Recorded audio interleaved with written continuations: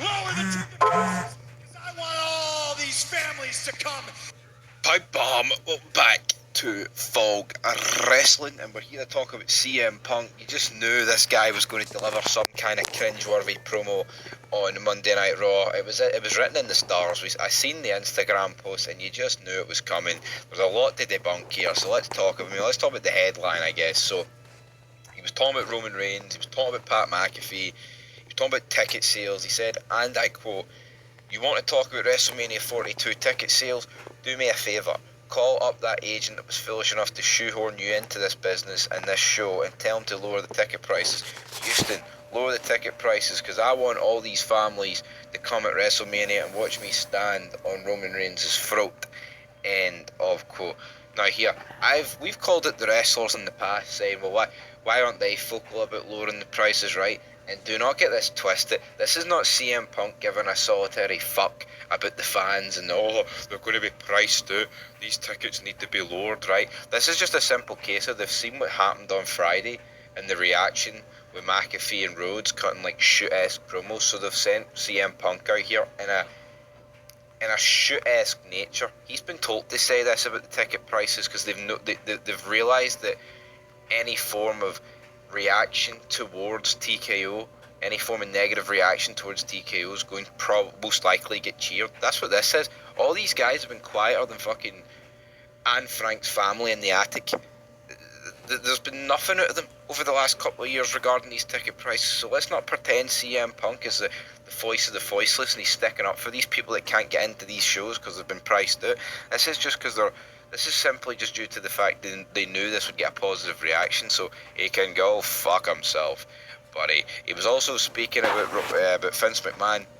He said, and I quote, "I have paid my dues and I have earned everything. You're just a buck-toothed nepo baby. You ate dog food for a weird old man, and that weird old man treated me like a dog." End of quote. Now here, see Vince McMahon, there's no getting away from it. He is a weird man. He's old as well.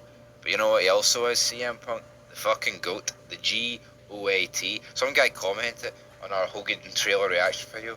There's Big Stevie will never let anyone say a bad word about Hogan and McMahon, and you bet your fucking bottom dollar that I won't. They are the two goats. They are fucking phenomenal, and I love the two of them, damn it. As for CM Punk, I mean, all this talk about dog food and dog, this guy's just raging that he substituted a child for a dog, and that's all he had. I mean, he can bury dog food, he can say McMahon treated him like a dog.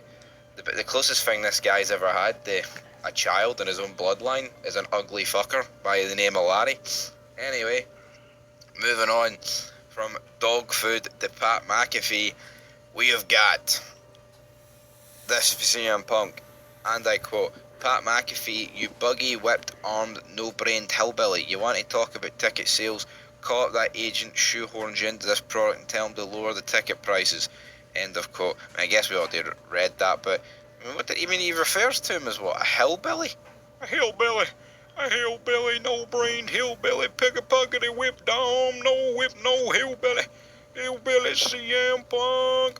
Again, hillbilly burying Pat McAfee. Is Pat McAfee a hillbilly? I don't really know if I would describe Pat McAfee as a hillbilly, but yeah. He also said this about The Rock. Like, you're not The Rock. At least The Rock is a Hollywood superstar. Oh, I am sorry, was a Hollywood superstar. Who the fuck are we trying to kid here that The Rock was a Hollywood superstar? I mean, let's face it, The Rock's movies have been pretty shite for 2 decades now. But are we going to pretend that The Rock doesn't feel like a Hollywood superstar anymore? I mean, here, I'm not really up to date with movies that are coming out, but The Rock still feels like The Rock. Then you compare it to wrestling. All these guys like Orton, Punk, Cena, even when he retired there, none of them feel like they did at their prime. The Rock still does. See when The Rock came back for WrestleMania 40, like, yeah, it's not the Attitude Era, but The Rock feels like The Rock. These guys just feel like fucking shitey, watered down versions of who they were in the past. Like, you look at The Rock, seeing The Rock's beating up Cody Rhodes in the rain, and Cody Rhodes is bleeding, The Rock's swearing. I mean, that's The Rock. These guys are just little cuck versions of themselves. Punk can cut an office verified promo here, and he thinks he's the fucking man. He thinks he's edgy. Fuck him. He can talk about dog food, he can talk about McMahon, he can try and bury The Rock, he can try and bury McAfee. He's just a little cuck who doesn't give a fuck about the fans, but he'll claim he does. Where was this energy before it was cool to shit on TKO live on the show? Nowhere. That's what it was. Anyway, guys, we're going to leave it there. Ticket sales, will they be lowered? I don't know. I mean, if they had any sense, like, they would make this into a storyline with... I mean, I know people don't want Triple H, and I don't want Triple H either, but let's face it, it doesn't appear so that he's going anywhere. So I think what you make this, why not make it into a story like TKO versus like Triple H and guys that are got authority in WWE? That's a bit interesting. You see this build to Mania, without this shooting shit, there's nothing there. And even though Punk sucks, and I think this is I do think it's getting a wee bit ridiculous. It's better than what they've been producing. Because like we say, controversy creates cash. Don't know if this will create cash, but at least it perks the interest up a wee bit, you know. All the news happening in the U.S.